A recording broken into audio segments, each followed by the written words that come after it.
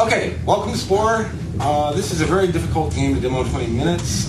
We actually have many different levels in the game. We have the cell game, the creature game, tribal, city, civ, and space. We're going to show you 2 levels today, kind of in depth.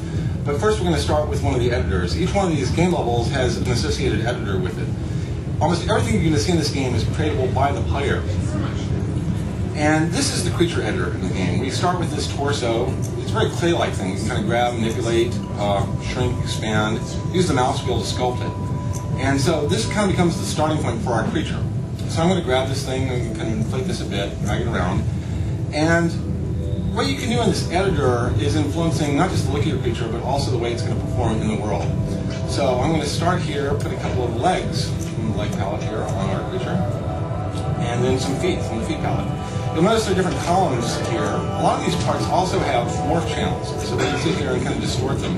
Each part has a number of different kind of directions it can be bent and manipulated in. Now we're going to put some eyes on from the sense palette. This is pointing the eyes. Mouths, depending on the mouth we pick, our creature will be a carnivore, herbivore, or omnivore.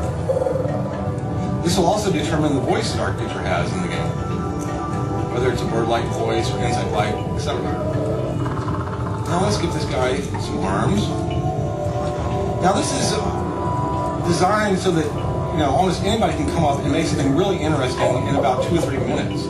We want players to feel like basically they can create something that a Pixar artist would create over weeks. Now this is my just basic creature that I've thrown together. Now we go into the texturing step. The program will actually analyze the topology of this creature, and I'm going to make this guy kind of dark green and try some different textures. Each one of these is a different procedural texture that we're applying to the creature.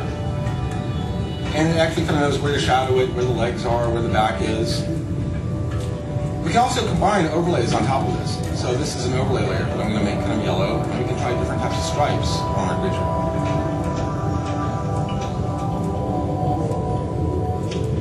And when we're ready, we can basically go into test mode now and see how our creature will move around. Now at this point, the computer is actually analyzed what I built in the game, and it's procedurally animating this thing. We can actually kind of see it behaviors that we might see later in the game as we're playing. This is how it might fight, how it might play, how it might react. In fact, inside the theater here you see all these creatures on the walls. These were actually printed on a 3D printer, and it gives you some sense of the diversity of creatures that we can build in the game. Now we're going to pop out here and go into the actual creature game that you're playing. Now this is a full world of creatures. It's actually populated with other things that other players have made automatically. There's an entire ecosystem of the world here that we're playing in. And the computer is actually controlling these other creatures now. They were coming from our central server in a very compressed format. And these are the things that we're going to end up competing with at this part of the game. This is my creature right now, and I'm actually kind of directly controlling this guy in the world. And he has to kind of survive and eat. I'm going to run away from that guy. Okay, I want to be near there. So basically at this point in the game I need to eat and get enough points where I can reproduce. So these guys are small. We take one.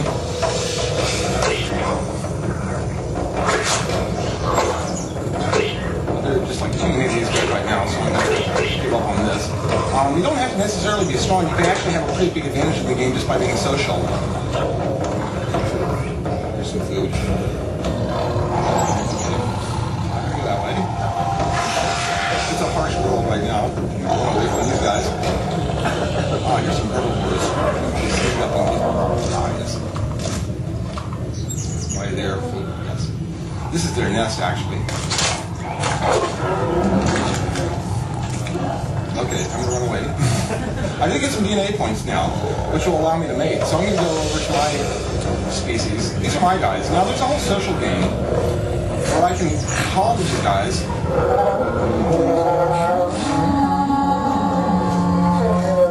This one's ready to mate. I can tell by the little hearts there. And this is what will get me back in the editor, where I can have an opportunity to design my creature. Procedural mating.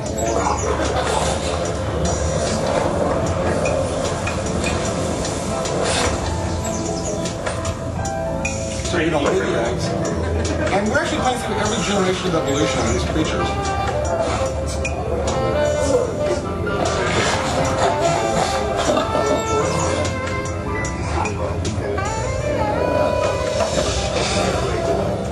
Now we have to protect the eggs until they hatch. So the scavengers coming after me here. Now at this point I can actually click on the eggs and go back into the editor. So this is the creature I was just now playing, so I'm going to improve it a little bit. First of all, I want it to be faster, so I'm going to buy a bigger foot. Each one of these parts has an upgrade level. These little sliders over here are showing me kind of the performance of my creature. So how I design a creature and what parts I use will determine the performance of my creature in the world. I'm going to give it a couple of arms as well, and give it some claws so that it can maybe fight a little bit better. I'm going to go to the hand palette, put some claws on here. Shrink that down a bit. I want my creature to look a little scarier too. This creature looks just kind of goofy, so I'm going to get a little bit meaner looking eyes here. Nice word. Yeah. Okay. Now let's give it a little bit more interesting texture here. It's kind of got this clown suit on right now. I'm going to go for something that's a little darker, I think. Go for something in a dark blue. Scales, I think.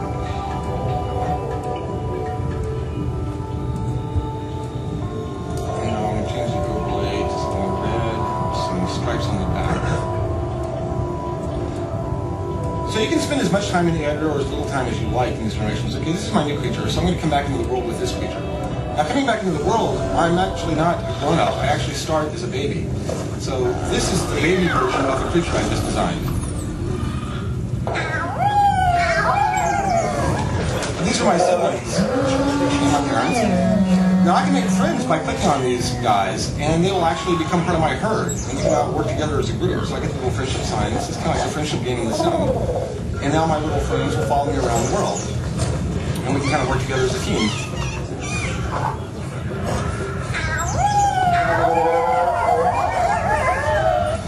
We can go and annoy the neighbors.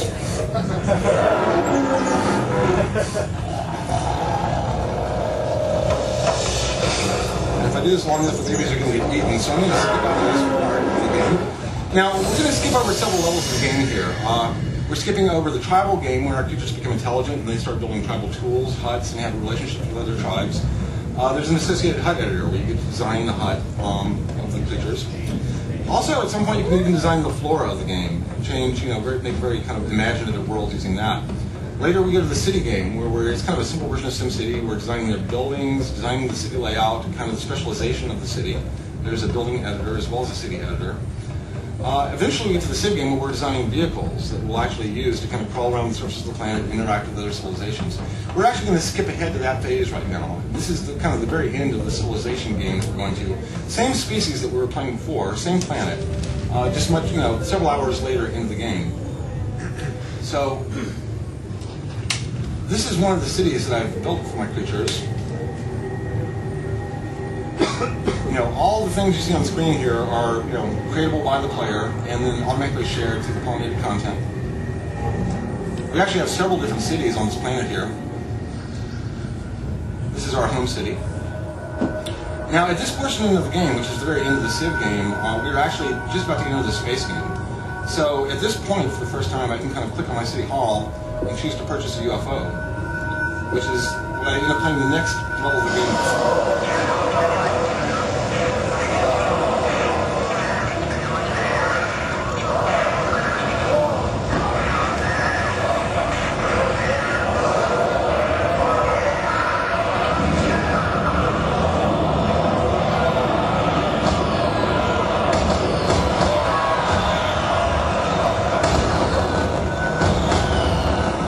So I'm now flying this UFO around, and this is basically my avatar for this portion of the game. So I can kind of visit other cities that I've captured earlier in the Civilization game, and kind of see some sense of the diversity of styles of vehicles and buildings.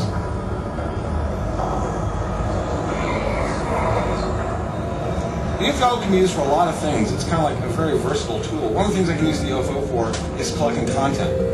I can come down to the surface and use my abduction tool and put things in my cargo bay, and I can actually collect creatures on the surface of the planet. I can use this content actually to bring to other planets and use it to pollinate and build other worlds. We've actually found that we can use this abduction ray for throwing things pretty effectively. And if you throw them just right, they've gotten them into orbit around the planet, which is really cool. So you can, So now we're pulling way out. This is the planet that, up to now we've been playing on this planet the entire game. This is our home planet.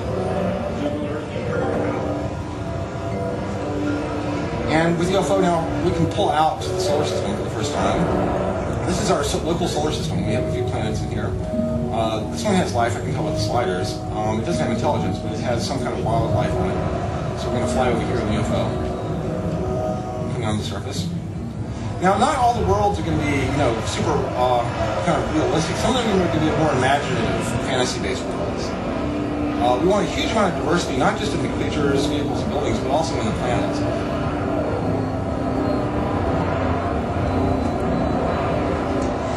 So this is a biosphere that's already established to some degree. We might want to build a colony here. We might actually even want to modify the biosphere to some degree on this planet. So we can kind of walk, fly around and investigate a little bit and see what's living around here. So I might take the creature that I just abducted and drop it on this planet and see how it does.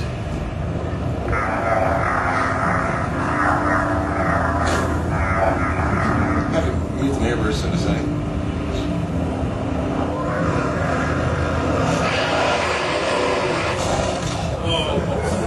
Now I can investigate these things actually with my scanning tool.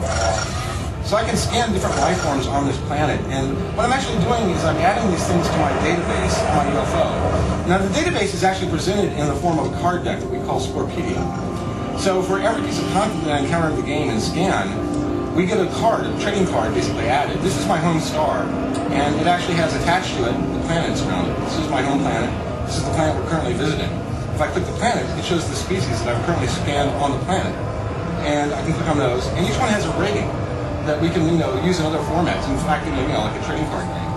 And there are different ways to look at the data. I can actually look at all the creatures that I've encountered in the game so far. So a lot of these are from my home planet, my first creature, or the herbivores I was bothering. So in essence, the database that we're building up as we explore the world is treated as a card deck, and then we can do other games with. So let's pull away from this planet now. And we're back up to the solar system level. Now we can pull further back to the interstellar level of the game. So this is a region of interstellar space around our home star. And there are a lot of different kind of places we can visit here. You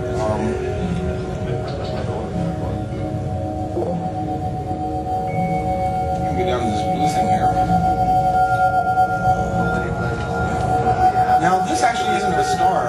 This is in fact a black hole, which later, as I upgrade my UFO, I have the ability to kind of jump around much further and much more cheaply, like going through wormholes, different black holes. So eventually this is something that's unlocked as kind of a new transit system for me. But right now, let's go back to another star. Let's get out of here by star behind me.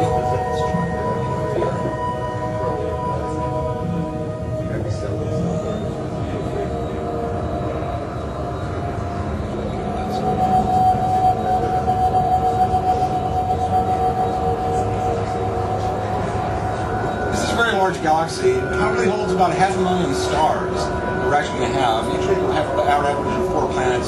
So there will actually be millions of planets that you can visit in this game. So this is an alien star system. We can visit the close planet here. This one's going to be very hot because it's close to the sun. So we're going to come down to the surface of this planet. So this is more of a lava-based world, which is going to be very difficult for me to terraform and colonize. There might be other reasons for me to explore it.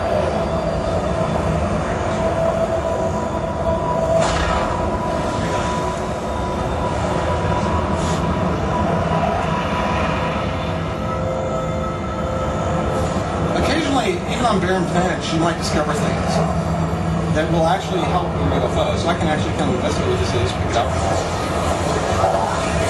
There are a large number of upgrades to the UFO, which will give me increases in weapons, terraforming ability, cloaking devices, all sorts of things that we're kind of pulling from science fiction that go into my specials catalog that I can use later in the game, or even use in the trading game.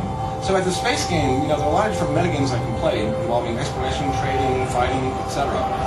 So I'm going to pull away from here. There's really not much else on this planet right now. We're going to go over to this place, which I can tell by the sliders, in fact, has intelligent life on it. And this is actually a moon. It's a moon of this gas giant here. Pull down the surface here.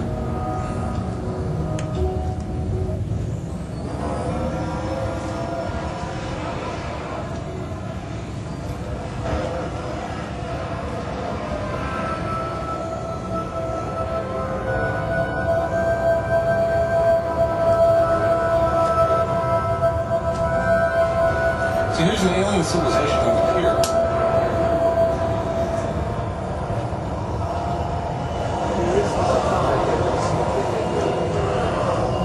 Now these are actually created by some other player. The computer's now controlling them. And there are a lot of different things I can do here diplomatically. I can try doing some fireworks just to see if I can impress them. So they like that. I'll try doing some more fireworks.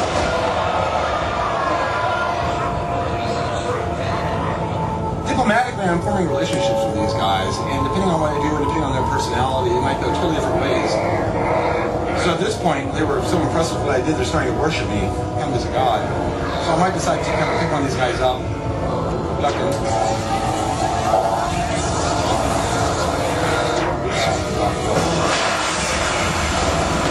They were upset by that. They saw that as an aggressive act, so they have planetary defenses.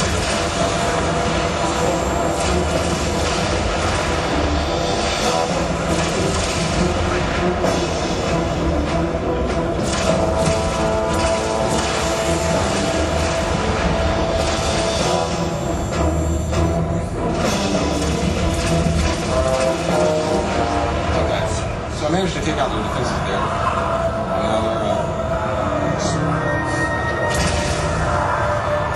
At this point, I can choose to super focus. Now, this also isn't necessarily. You can pull away from here because I think it's upset them.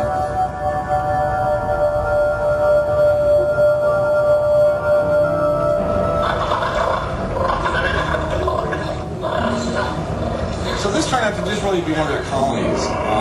And probably attacking them was a mistake here. I apologize here. But now we're getting another message on our comm screen. This is our home world, actually. So attacking those guys, in fact, have repercussions. They might even have allies that will come and attack me later on. So you have to be very careful about managing the relationships up at the space level of the game. Now, this is, several thousand stars of interstellar space here, but even this is just a very small fraction of the entire galaxy that we're playing in. And, again, there can be millions of worlds that you can play, a lot of different goal structures you can pursue. And, again, we're just showing 2 of the, 6 levels of this game to give you some sense of the breadth. But really, the focus of the game is on the player creating everything in the world and basically being able to share that transparently with all the other players. And so that's our demo. Thanks. Thank you.